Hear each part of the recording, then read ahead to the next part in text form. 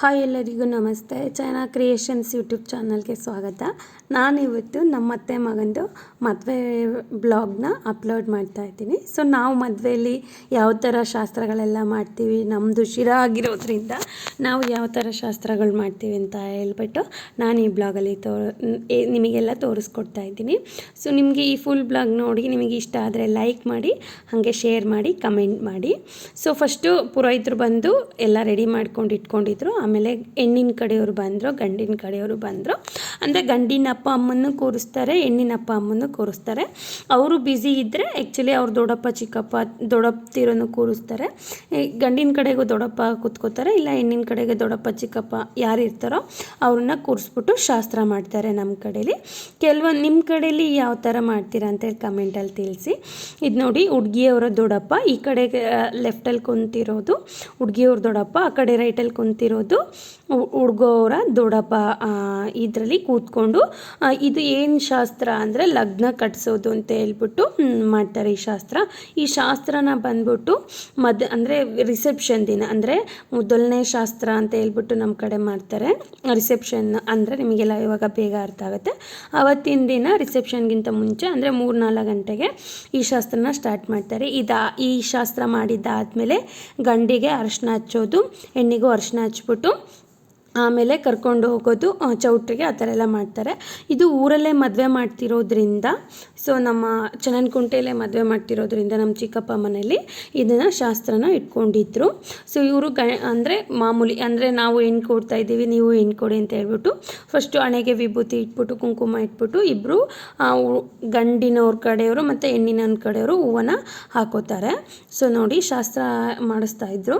So ನೋಡಿ ಇವಾಗ ಅವರು ಲಗ್ನ ಪತ್ರಿಕೆ ಎಲ್ಲ ಹೇಳ್ಬಿಟ್ಟು ಅವರಿಗೆ ನಿಮಗೆ ಹೆಣ್ಣು ಕೊಡೋಕೆ ಇಷ್ಟನಾ, ನಿಮಗೆ ಗಂಡು ಕೊಡೋಕೆ ಇಷ್ಟನಾ ಅಂತ ಹೇಳ್ಬಿಟ್ಟು ಇಬ್ಬರೂ ಒಬ್ರಿಗೊಬ್ರು ಕೇಳ್ಬಿಟ್ಟು ಲಗ್ನ ಪತ್ರಿಕೆ ಅಂದರೆ ತಟ್ಟೆಯಲ್ಲಿ ಸ್ವಲ್ಪ ಅಕ್ಕಿ, ಬೆಲ್ಲ ಮತ್ತು ಕಾಯಿ, ಹಣ್ಣು, ಹೂವು ಮತ್ತು ಲಗ್ನ ಪತ್ರಿಕೆ ಇಟ್ಬಿಟ್ಟು ಅದನ್ನು ಲಗ್ನ ಪತ್ರಿಕೆನ ಶಾಸ್ತ್ರನ ಪೂಜೆನ ಮಾಡಿಬಿಟ್ಟು ಇದನ್ನು ಲಗ್ನ ಕಟ್ಸೋದು ಅಂತ ಹೇಳ್ಬಿಟ್ಟು ಮಾಡ್ತಾರೆ. ಸೊ ನಮ್ಮ ಕಡೆಯಲ್ಲಿ ಹುಡುಗಿ ಅವರಿಗೆ ಅಂದರೆ ಚಿಕ್ಕಪ್ಪ ದೊಡ್ಡಪ್ಪ ಇರ್ತಾರಲ್ಲ ಅವ್ರನ್ನ ಕೂರಿಸ್ತಾರೆ.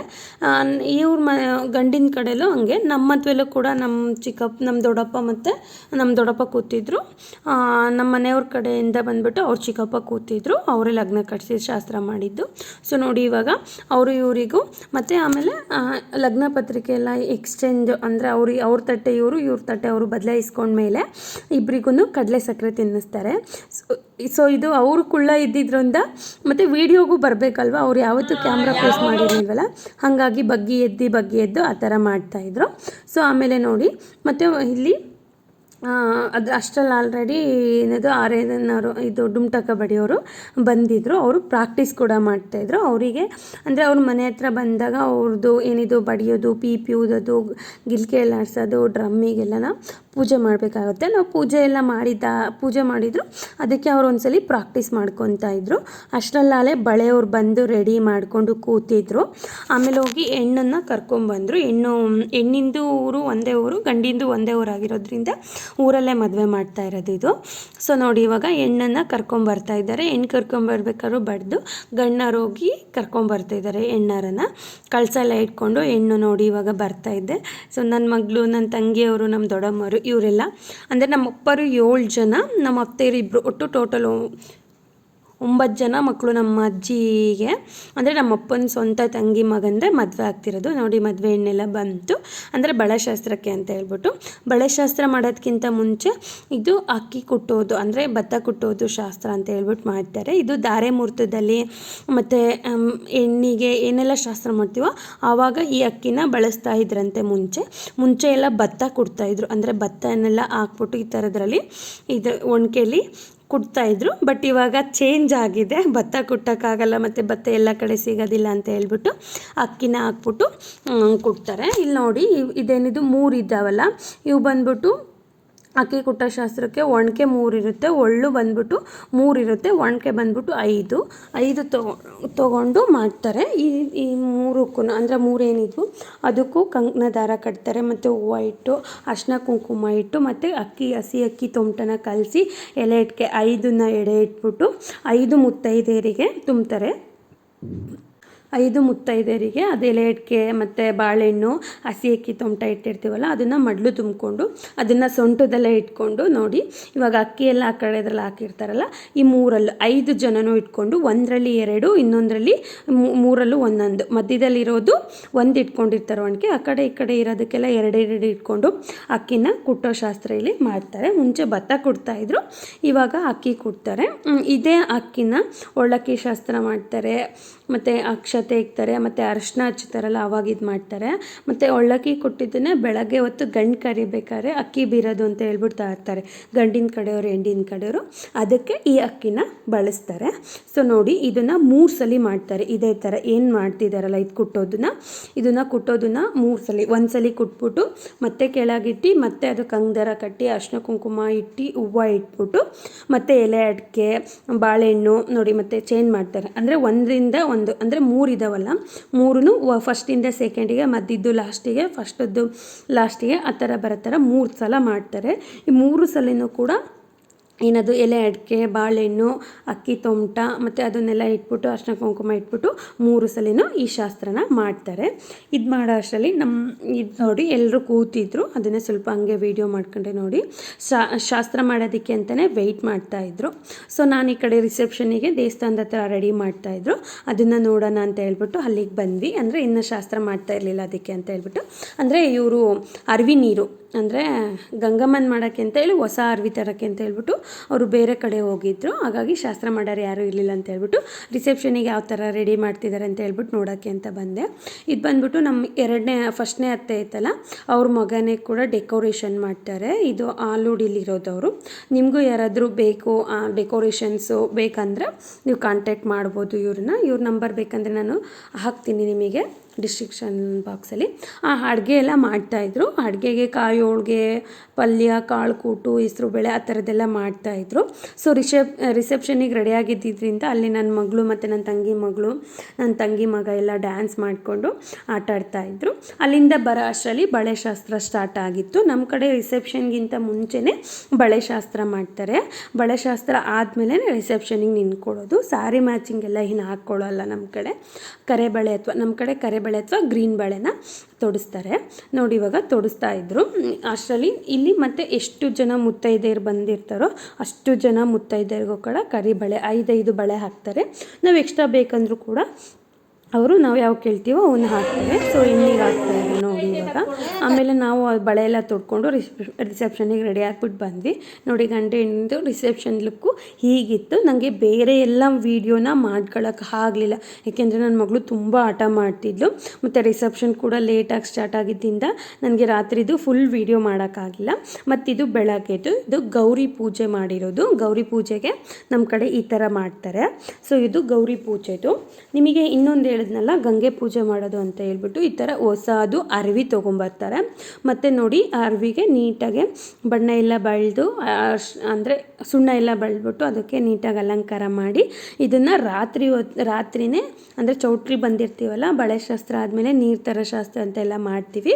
ಸೊ ನಾವು ರೆಡಿ ಆಗೋಕ್ಕೆ ಹೋಗಿದ್ರಿಂದ ನಮಗೆ ಇದನ್ನು ತರೋದು ಅದನ್ನೆಲ್ಲ ವೀಡಿಯೋ ಮಾಡ್ಕೊಳ್ಳೋಕ್ಕಾಗಲಿಲ್ಲ. ಇದು ನೋಡಿ ಎಷ್ಟು ಚೆನ್ನಾಗಿ ಮಾಡಿರ್ತಾರೆ ಅಂತ ಹೇಳ್ಬಿಟ್ಟು ಇದು ಮಾಡಿದ್ದಾದಮೇಲೆ ಗೌರಿ ಪೂಜೆ ಎಲ್ಲ ಮುಗಿಸ್ಕೊಂಡು ಗಂಡು ಹೆಣ್ಣು ಮದುವೆ ಮಂಟಪಕ್ಕೆ ಬಂದಿದ್ರು, ಧಾರೆ ಮಂಟಪಕ್ಕೆ. ಸೊ ಧಾರೆಗೆ ನೋಡಿ ಎಲ್ಲರೂ ವೆಯ್ಟ್ ಮಾಡ್ತಾಯಿದ್ರು ಎಷ್ಟು ಜನ ಬಂದಿದೆ ಅಂತ ಹೇಳ್ಬಿಟ್ಟು. ನೋಡಿಲಿ ಇದು ನಮ್ಮ ಚಿಕ್ಕದು ಚಿಕ್ಕಪ್ಪ ಅವ್ರ ಮನೆ ಮುಂದೆ ಧಾರೆ ಮಾಡ್ತಾ ಇರೋದು. ರಿಸೆಪ್ಷನ್ ಎಲ್ಲ ದೇವಸ್ಥಾನ ಮುಂದೆ ರಿಸೆಪ್ಷನ್ ಮಾಡಿದ್ದು. ಸೊ ನೋಡಿ ಇವಾಗ ಇವರು ಇಂದು ತಾಳಿ ಕಟ್ಟೋ ಶಾಸ್ತ್ರ ಅಂದರೆ ಬೆಳಗ್ಗೆ 10:30ಯಿಂದ 10 ಗಂಟೆಯಿಂದ 11 ಗಂಟೆವರೆಗೂ ಏನಿದ್ದು ಮುಹೂರ್ತ ಇದ್ದಿದ್ದು. ಅಷ್ಟರೊಳಗೇ ಕಟ್ಟಿದ್ರು ನೋಡಿ. ನಾವು ಮುಂದೆ ನಿಂತಿದ್ರಿಂದ ಅಕ್ಕಿ ಕಾಳು ಹಾಕಿದ್ದೆಲ್ಲ ನಮ್ಮ ಮೇಲೆ ಬಂದುಬಿಟ್ಟಿತ್ತು. ಸೊ ನನ್ನ ಮಗಳು ಕೊಡ್ಬೇಕಂತ ಇಲ್ಲ ನೋಡಿ. ಇವ್ರದ್ದು ಮದುವೆ ಎಷ್ಟು ಚೆನ್ನಾಗಾಯಿತು ಅಂತ ಹೇಳ್ಬಿಟ್ಟು. ಸೊ ಸ್ವಲ್ಪ ಅಂದರೆ ಮಧ್ಯ ಕಂಬ ಮುಳ್ಳಿಂದ ಇದಿಟ್ಟಿರ್ತಾರೆ ಅಂದರೆ ಕೊಂಬೆಗಳು. ಸೊ ಅದಕ್ಕೊಂದು ಬಗ್ಗಿ ಕಟ್ಟಬೇಕಲ್ಲ, ಅದು ಟಚ್ ಆಗ್ತಾಯಿತ್ತು ಅವನಿಗೆ, ಸ್ವಲ್ಪ ಇದಾಗ್ತಿತ್ತು ನೋಡಿ. ಇವನು ಕಟ್ಬಿಟ್ಟು ತಾಳಿಗೆಲ್ಲ ಪೂಜೆ ಮಾಡ್ತಾಯಿದ್ರು. ಸೊ ಇವರೆಲ್ಲ ನನ್ನ ಸಿಸ್ಟರು. ಇವ್ರು ಬಂದುಬಿಟ್ಟು ಇವಳು ನಮ್ಮ ದೊಡ್ಡಪ್ಪನ ಲಾಸ್ಟ್ನೇ ಮಗಳು, ಇವಳು 2ನೇ ಮಗಳು, ಇವಳು 4ನೇ ಚಿಕ್ಕಪ್ಪನ ಮಗಳು, ಇವಳು 2ನೇ ದೊಡ್ಡಪ್ಪನ ಮಗಳು, ಅವರು ಬಂದುಬಿಟ್ಟು ನಮ್ಮ ಅತ್ತೆ ಮಗಳು. ಸೊ ನೋಡಿ ಇವರು ಎಲ್ಲ ಅವ್ರವ್ರ ಮಕ್ಕಳು ಜೊತೆಗೆಲ್ಲ ನಿಂತ್ಕೊಂಡು ಎಷ್ಟು ಚೆನ್ನಾಗಿತ್ತು ಅಂತ ಹೇಳ್ಬಿಟ್ಟು. ಇದೆಲ್ಲ ಫಸ್ಟು ನನ್ನ ಬ್ಲಾಗಲ್ಲಿ ತೋರಿಸ್ತಾ ಇರೋದು. ಇದು ನಮ್ಮ ಅಪ್ಪನ ಫ್ಯಾಮಿಲಿ.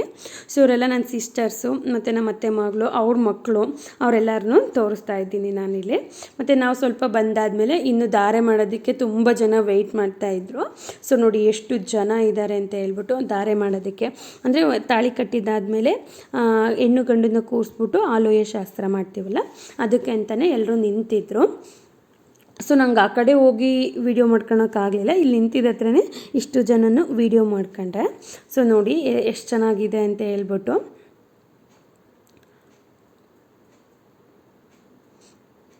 ಎಲ್ಲರೂ ಅಂದರೆ ಎಷ್ಟು ಜನ ಬಂದಿರ್ತಾರೋ ಅಷ್ಟು ಜನನು ಇದು ಹೆಣ್ಣು ಗಂಡಿನ ಮೇಲೆ ಕಾಯಿ ಕೊಟ್ಟಿರ್ತಾರೆ ಕೈಯಲ್ಲಿ.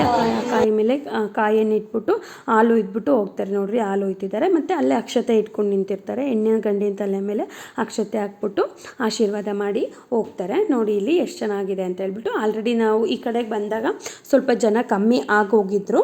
ಸೊ ಇಲ್ಲಿ ನನ್ನ ಸಿಸ್ಟರ್ಸು ಅವರೆಲ್ಲ ಹೋಗ್ತಾ ಇದ್ರು. ಆಮೇಲೆ ನಮ್ಮ ಅತ್ತೆ ಬಂದರು. ನಮ್ಮ ಅತ್ತೆ ಬರ್ತೀನಿ ಅಂತ ಹೇಳೋದಕ್ಕೆ ನಾನು ಹಾಲು ಹಾಕಿರಲಿಲ್ಲ. ಸೊ ನಮ್ಮ ಹಸ್ಬೆಂಡು ಕೂಡ ಬಂದಿರಲಿಲ್ಲ, ಅವ್ರಿಗೆ ಹುಷಾರಿರಲಿಲ್ಲ ಅಂತ ಹೇಳ್ಬಿಟ್ಟು ನಾನು ನಮ್ಮ ಅತ್ತೆ ನನ್ನ ಮಗಳು ಹಾಲು ಹಾಕಿದ್ವಿ ನೋಡಿ. ಸೊ ನಾನು ನನ್ನ ಮಗಳು ಹಾಲು ಹಾಕ್ಬಿಟ್ಟು ಈ ಕಡೆಗೆ ಬಂದ್ವಿ. ಇವ್ರು ನಮ್ಮ ಅತ್ತೆನ ಮಾಡಿದ್ವಿ ಮತ್ತು ಇವ್ರು ನಮ್ಮ ಅತ್ತೆ ಮಗನ ಸೊಸೆ. ಸೊ ಇವರು ನನ್ನ ಸಿಸ್ಟರ್ಸು. ವನಿತಾ ಮತ್ತು ಕುಸ್ಮಿತಾ ಅವರೆಲ್ಲ ನನ್ನ ಸಿಸ್ಟರ್ಸ್. ಇವರು ಕುಸುಮ ಅಂತ. ನೀನು ಜೋರಾಗಿ ಹೇಳು, ಇಲ್ಲೇ ವಾಯ್ಸ್ ಕೊಡು ಅಂತ ಹೇಳ್ತಿದ್ರು. ಇವರು ನಮ್ಮ ದೊಡ್ಡಪ್ಪ, ನಮ್ಮ ಅಪ್ಪನ ಫಸ್ಟ್ನೇ ಅಂದರೆ ಫಸ್ಟು ನಮ್ಮ ಅಪ್ಪ 7 ಜನ ಅಂತ ಹೇಳಿದ್ನಲ್ಲ, ಅದರಲ್ಲಿ ಇವರು ಫಸ್ಟು. ಇವರೇ ನಮ್ಮ ಫಸ್ಟ್ನೇ ದೊಡ್ಡಪ್ಪ. ಇವರು ಲಾಸ್ಟಲ್ಲಿ ಹಾಲು ಹಾಕಕ್ಕೆ ಬಂದು ಇವ್ರಿಗೆ ಕಾಲಲ್ಲಿ ಗುಳ್ಳೆ ಆಗುತ್ತೆ ಅಂತ. ಇದು 4ನೇ ಚಿಕ್ಕಪ್ಪ, 4ನೇದು ಚಿಕ್ಕಪ್ಪ. ಇದು ನಮ್ಮ ಅಪ್ಪ ಆದಮೇಲೆ ಸೆಕೆಂಡ್ ಅವರೇ, ಹಾಲು ಹಾಕಿದ್ರಲ್ಲ ಅವರು. ಧಾರೆ ಮುಹೂರ್ತ ಎಲ್ಲರದು ಕಂಪ್ಲೀಟ್ ಆದಮೇಲೆ ಉಂಗುರನ ಹುಡ್ಕೋ ಶಾಸ್ತ್ರ ಮಾಡ್ತಿದ್ದಾರೆ ನೋಡಿ. 2 ಸಲ ಹುಡುಗ ಹುಡುಕ್ತಾನೆ ಉಂಗುರನ. ಅಂದರೆ ಪೂಜಾರು ಹೇಳ್ತಾರೆ, ಇವಾಗ ನೀನೇನಾದರೂ ಹುಡುಕಿಲ್ಲ ಅಂದರೆ ಲಾಸ್ಟಲ್ಲಿ ಅವನು ಹೇಳಿದ ಮಾತೆ ಕೇಳಬೇಕಾಗತ್ತೆ ಅಂತ ಹೇಳ್ಬಿಟ್ಟು ಹೇಳ್ತಾರೆ. ಸೊ ಅಷ್ಟರಲ್ಲಿ ನಮ್ಮ ಹುಡುಗಿ ಏನೋ ಹುಡುಕ್ಬಿಡ್ತು ನೋಡಿ. ಇವನು 2 ಸಲಿನೂ ಗಂಡನ್ನೇ ಹುಡುಕ್ತು. ಅಂದರೆ ಹಾಲು ಇದಿರ್ತಾರಲ್ಲ ಅದ್ರಲ್ಲಿ ಕಾಯನ್ನು ಇರ್ತಾವಲ್ಲ ಅದಕ್ಕೇ ಉಂಗುರನ ಹಾಕ್ತಾರೆ. ಸೊ 3 ಸಲ ಹಾಕ್ತಾರೆ. ಯಾರು ಹುಡುಕ್ತಾರೆ ಅಂತ ಹೇಳ್ಬಿಟ್ಟು ಇದು ಮಾಡ್ತಾರೆ. ಸೊ ನೋಡಿ 2 ಸಲಿನೂ ಹುಡುಗನೇ ಹುಡುಕ್ತಾ ಬೇಗ. ಇವಾಗ 5 ಲಾಸ್ಟಲ್ಲಿ ನಮ್ಮ ಹುಡುಗಿ ಹುಡುಕ್ತೈತೆ ನೋಡಿ. ಹುಡುಕ್ತಾ ಇದ್ದಾಳೆ, ಸಿಗ್ತಾನೆ ಇಲ್ಲ.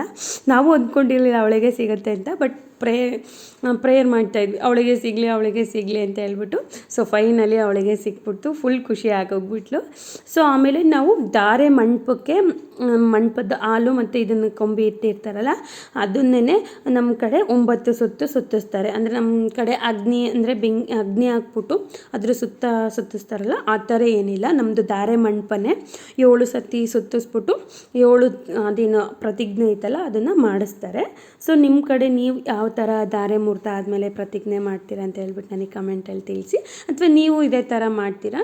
ನಮ್ಮ ಶಿರಾ ತಾಲೂಕಲ್ಲೆಲ್ಲ ಸೇಮ್ ಇದೇ ಥರನೇ ಮಾಡೋದು. ಧಾರೆ ಅದು ಕಂಬ ಎಲ್ಲ ಸುತ್ತಿದ್ದಾದಮೇಲೆ ಸೂರ್ಯನಿಗೆ ಪೂಜೆ ಮಾಡಿಸ್ತಿದ್ದಾರೆ ನೋಡ್ರಿ ಇಲ್ಲಿ. ಅಂದರೆ ಅವ್ರ ತಂಗಿ, ಅವ್ರ ಅಕ್ಕ ಮತ್ತು ಅವ್ರ ಅಕ್ಕರಿಬ್ಬರು ಇದ್ದಾರೆ, ತಂಗಿರಿಬ್ಬರು ಇದ್ದಾರೆ.